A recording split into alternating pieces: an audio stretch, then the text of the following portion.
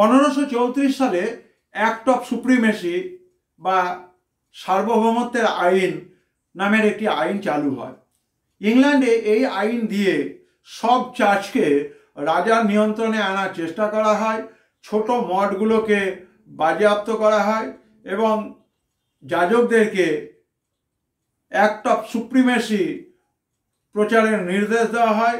রাষ্ট্রের পক্ষ থেকে ছোট ছোট মঠকে বাজেয়াপ্ত করে তিনি পরবর্তীকালে বড় মঠগুলোর উপর রাষ্ট্রের নিয়ন্ত্রণ জারি করেন এবং বিশেষভাবে ক্ষমতা ধ্বংস করবার নীতি এবং অ্যাক্ট অফ সুপ্রিমেসি প্রয়োগ করে বা কেউ এর প্রতিবাদ করলে তার উদাহরণ হিসেবে পণ্ডিত স্যার টমাস মোর এবং ফিশারকে ক্রমওয়েল প্রাণদণ্ড দিয়েছিলেন।